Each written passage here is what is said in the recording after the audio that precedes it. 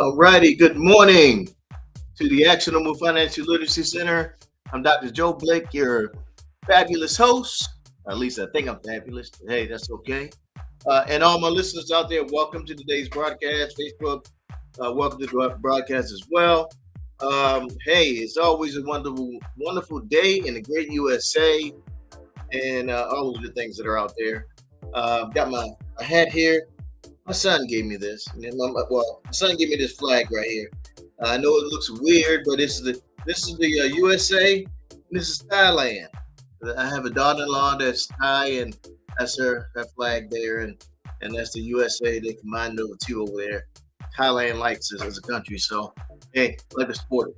So put it to the side here, like the blue hat there, right on top there. Okay, all right, gotta take my wig up just a little bit here. Y'all see something flying, don't worry about it. All right. Today is the birthday edition of the On Point podcast. Today's someone's birthday special. This person has been presenting themselves and providing some financial literacy information that's been helping us understand financial from a simple point of view.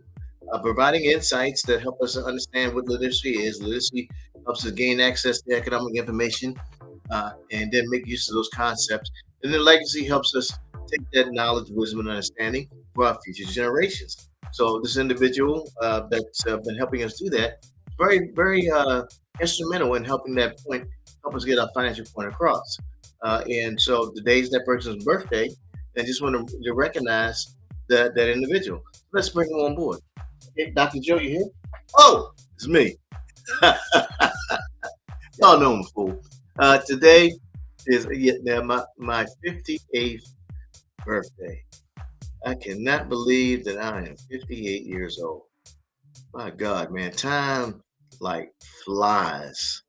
Like it was. I tell you, I still remember when I was 18 years old and I was getting on the airplane, going to basic training to the United States Air Force, August 6, 1984. I still remember that day like it was yesterday.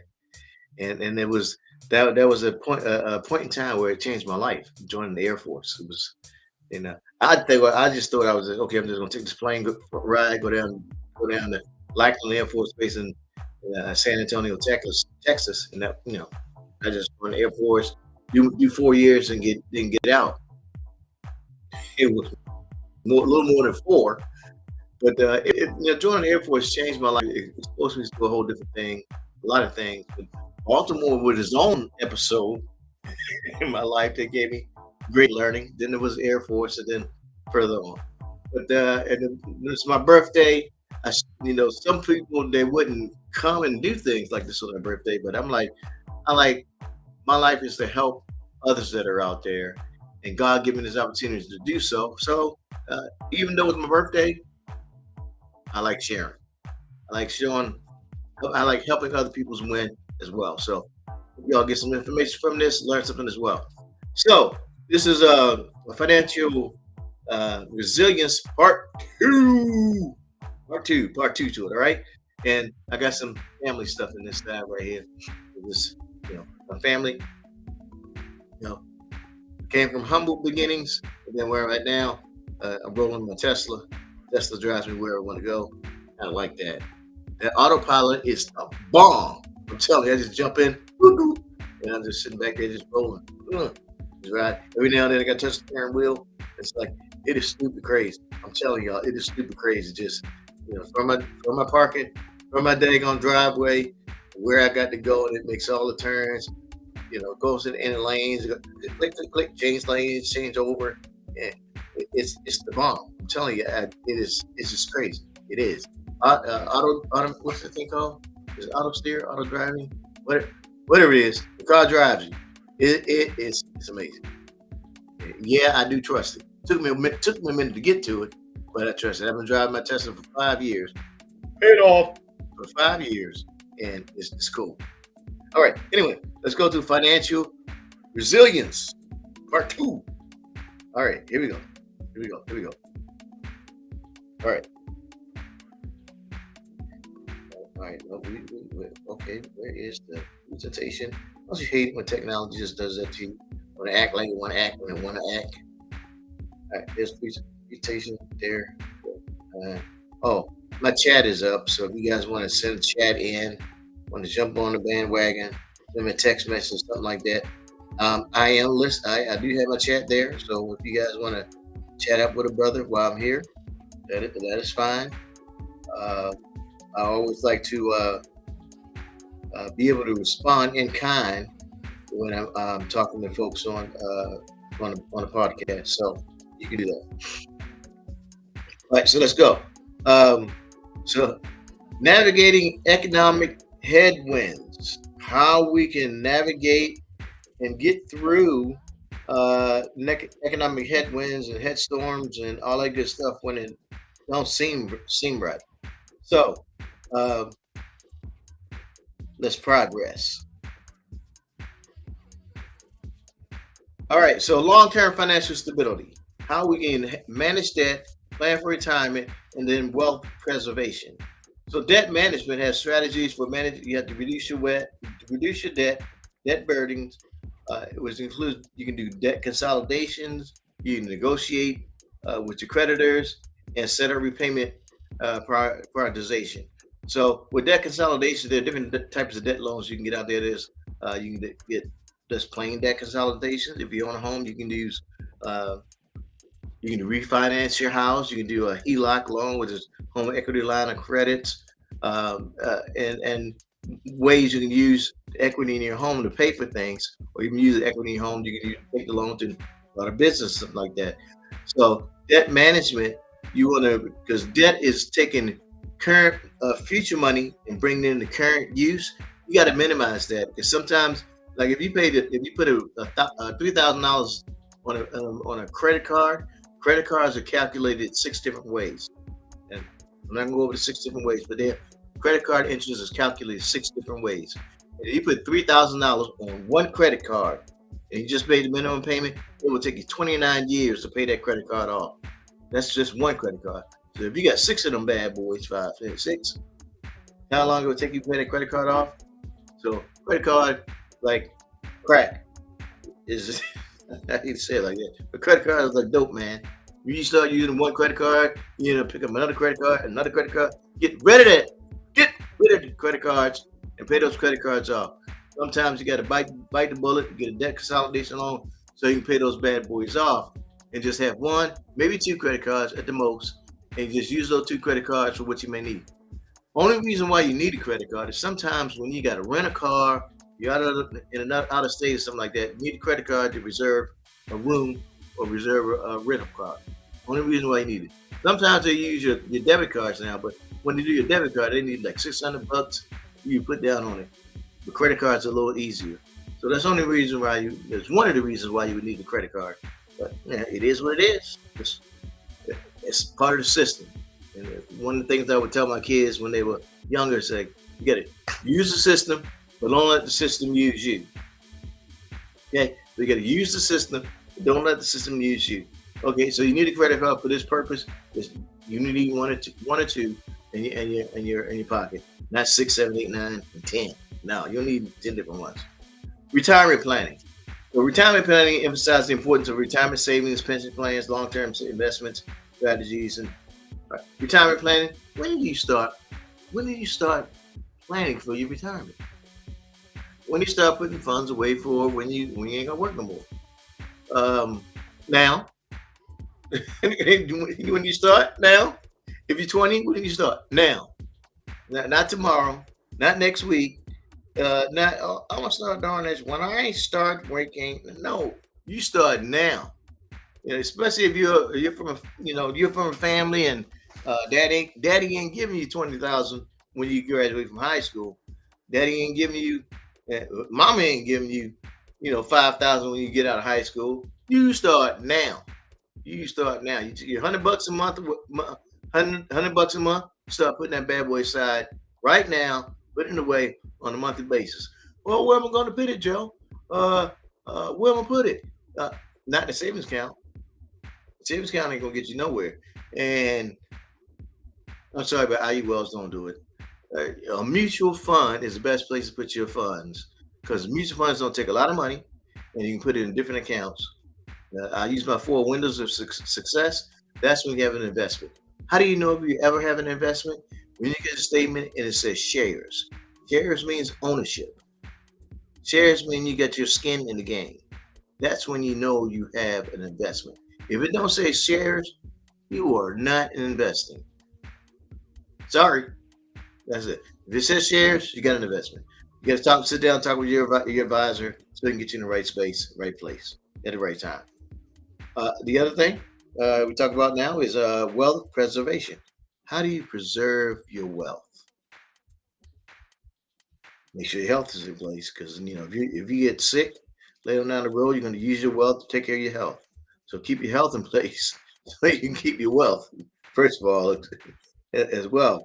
But making sure you have your wealth sheltered. You have different shelters in place to protect your wealth.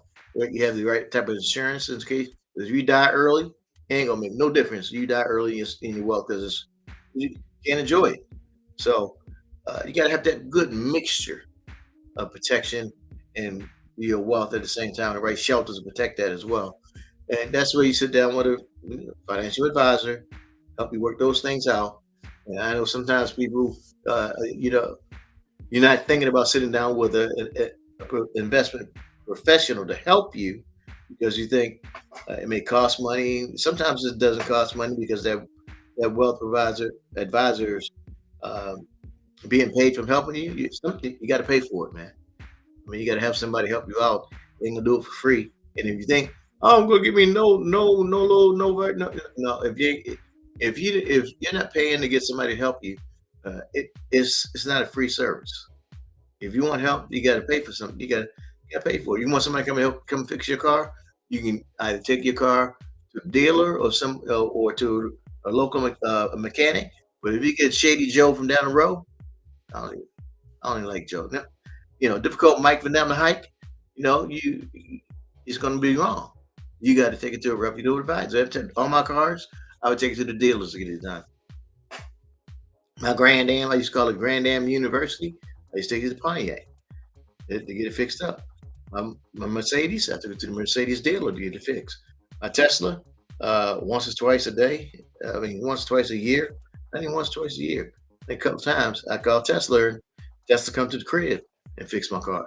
So, how to preserve your wealth? Make sure you have the right place, the right time, right products. And my son said, "Happy birthday!" Oh boy, he's in England, my baby boy. And so you have those places, have those things in order, so that way you preserve your wealth, but make sure you have the right protection places parts in place, and setting those things aside. All right, next, financial literacy education. Make sure you have the knowledge. You have the knowledge to put those things about finance. Learn some things.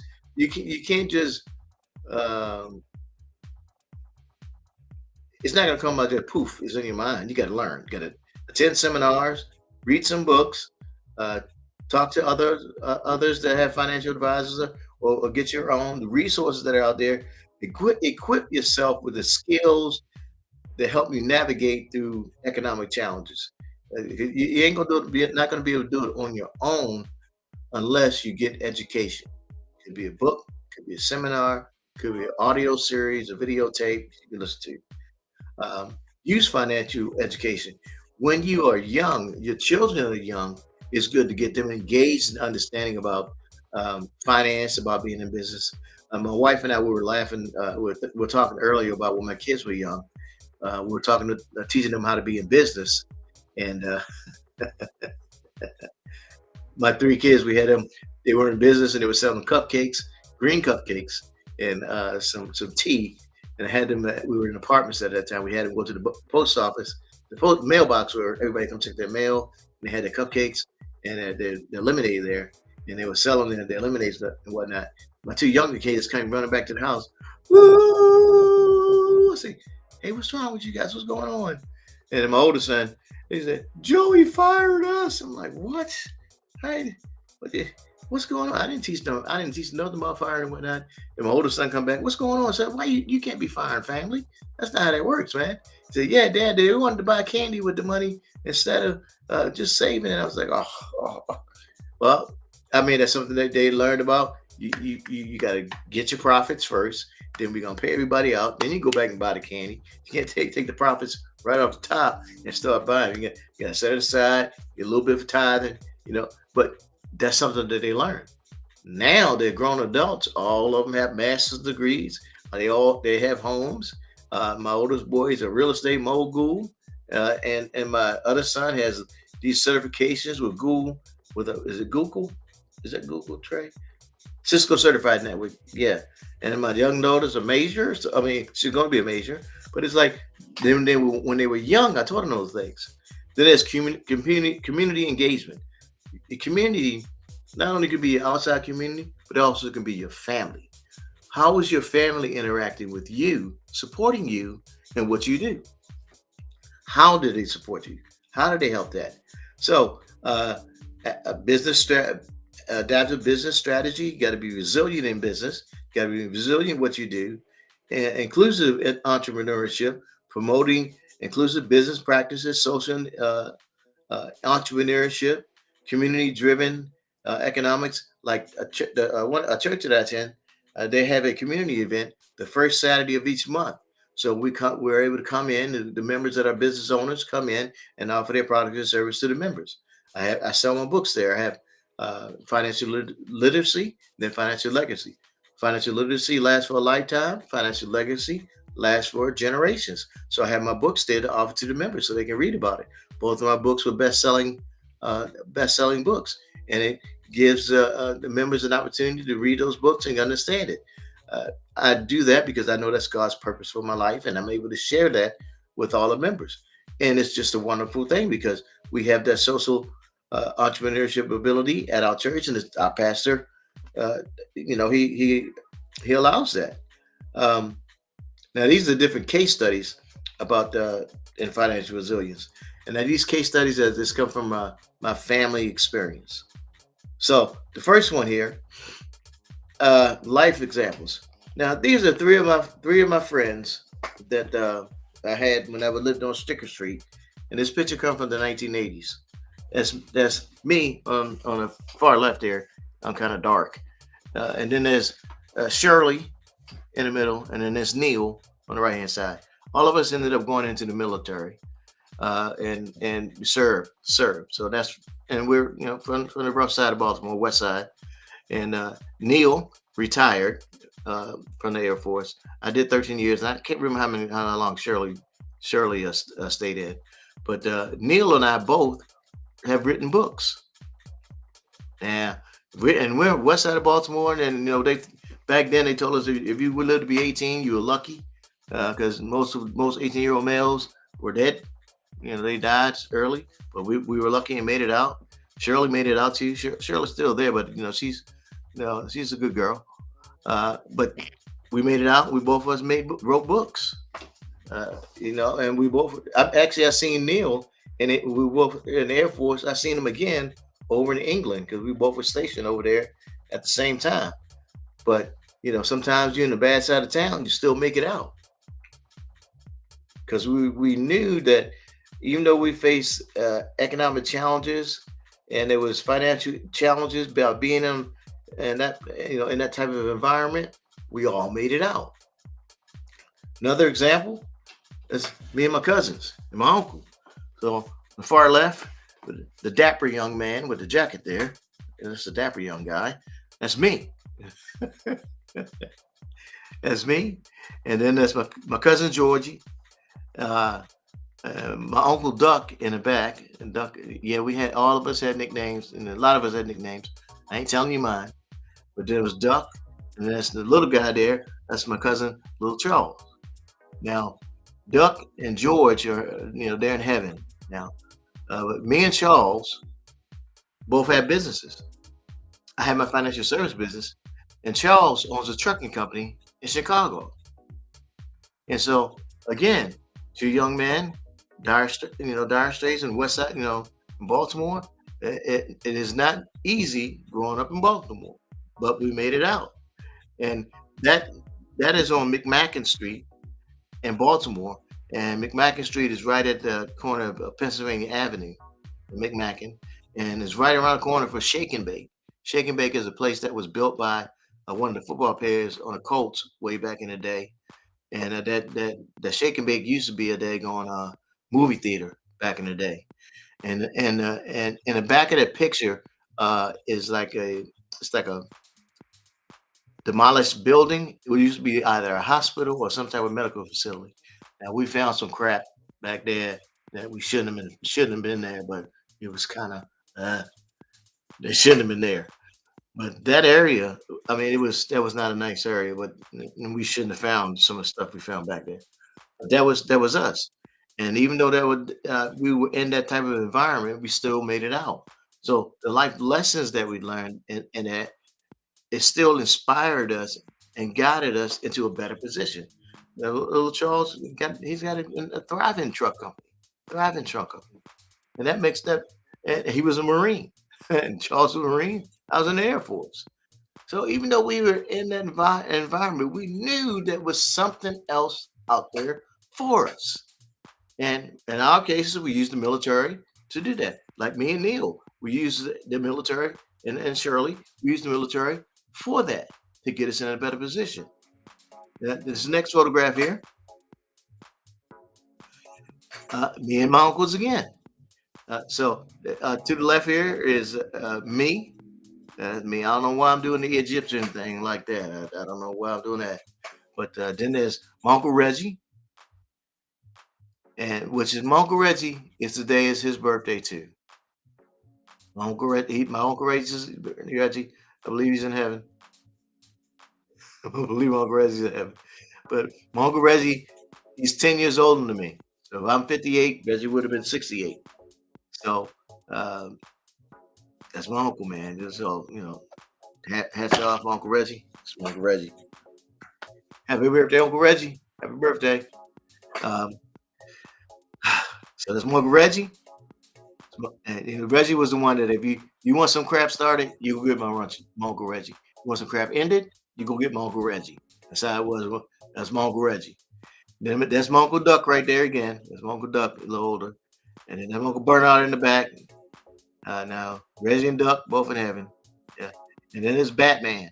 Batman was just a family friend. He was my Uncle Bernard's best friend. So Batman was family friend. But I learned from all my uncles and my uncle's best friends. I learned from them. They were more or less like my big brothers than anything because it was just me and my sister. So I didn't have any brothers. But my uncles were like my brothers because I was so close and to age to all of them. So I learned what to do. I had the family support and all of that. I seen like my uncle Bernard. He was a Marine, so I learned from them. So military was all in that in my family's lives. Um, the financial education. I knew what to do, what not to do, and I just that personal resilience to do better and do more was always there. Okay, little Joe, you can go do this. Okay, little Joe, you can do that. And I had my support for them. My uncle Bernard still to this day, he said, okay, little Joe, you can stay right where you at and do what you keep doing what you're doing. You ain't gotta come back to Baltimore. You come back and visit, but you keep doing what you do. Sometimes you need that family unit to encourage you to keep doing what you're doing to help you move forward. And that's what I had. And see, when you have that personal that assurance, it helps you have that resilience to keep going forward and keep moving forward. And with this being my birthday, I think about all of my uncles, man. I mean, that's only I had six uncles. I had Uncle there's Brown, Calvin, and Charles. Uncle Charles was his little Charles' dad. Those three are not there, but I had them all. They were all in my life. They were all in my life, and they all played a role. They were all my mom's brothers. So, all right. So, business success and stories. I told you about the innovation. I told you about the sustainable practice, keeping things in order. Have different business models. My uncle Calvin, he was the one that actually. He also showed me how to set up a business. Showed me how to make sure whatever process I get in my business, put money back into it. Um, We had one summer we caught crabs. The next summer we cut grass. No, first we cut grass, then we caught crabs, and the next summer we caught crabs in a cage. So each summer was a new business model. He taught us to make money each summer. And I remember those lessons my uncle Calvin taught me. So and then we made donuts one summer to do make money too. It was like all those things and even though I didn't have much back then, I was happy. I was happy and I was satisfied. Even sometimes some of those times I was on welfare. The first two, I think it was the first 2 or 3 years we were in Baltimore. So that was like from 73 to like 76. But I was happy. Didn't have much, but I was still happy. Inside, I still desired more. And it doesn't matter what you got, it's who you got in your life. It helps push you to even more. They push you to your greatest. My kids, man, them dudes are making so much more money than I made at their age. I'm like, y'all go ahead and just knock it out. Just go and do what you're doing. Because I'm like proud of them. I really am. It's that resilience that they have. It's what they're doing. It's the I mean, and as you do that, you have more. This is kind of messed up right there. What's that? It's collaboration, more innovation, it's inclusivity. I have African American grandchildren, I got Latino grandchildren, and I got Asian grandchildren. That is the global impact I have in my family. But it's all that we've been to Italy, we've been to uh, Thailand, we've gone to England in February, in August. So that economic resilience helps you do that in your family. When you got it, you just reach out for more. I'm able to uh it's just knowing what you can do for you, man. I sent my mom used to come to Arizona all the time. She's in heaven now too, but she's the I had my dad come a few times too. And it's just wonderful to be able to share more, like share more things like that. So the financial education, the youth empowerment, and community engagement success is there and it's present, and that's what we need. That's what we need to do for our families and those that are around us. So, like I go to the church, I make sure I have my books there, try to get that education. When I'm out there and talking to the youth, I want them to have the knowledge, the wisdom, and understanding about finances. And then the community involvement is like a family affair. We want to make sure the families engaging with one another and their children at the same time. So that's what I have for you today. I was going kind of fast because I wanted to kind of keep everything concise at a certain time frame. But there is my website. You can go to my website, actionablefinancialliteracy.com, and get more information about what I do and how I help share everything. Um, you can also, of course, like and send any questions through the chat through here. Ensure that you like and subscribe the channel and the broadcast, and get more information. You can also take the picture of the QR code. You can get the gold edition. Pick up the gold edition of the Actionable Financial Literacy book. There, you can go to my website and also get the second version, which is the Financial Legacy book. There's a third version that's come out in a couple of years, and it's going to give you, well, it's going to sync everything up because I have a trilogy that God gave me, 3 books to write. So those are the first two. So this has been the On Point Podcast with Dr. Joe Blake, and where we help you get your financial point across. And we look forward to seeing you next week, same place, same channel, and we'll share more insights. See you guys again next week. Have a good one.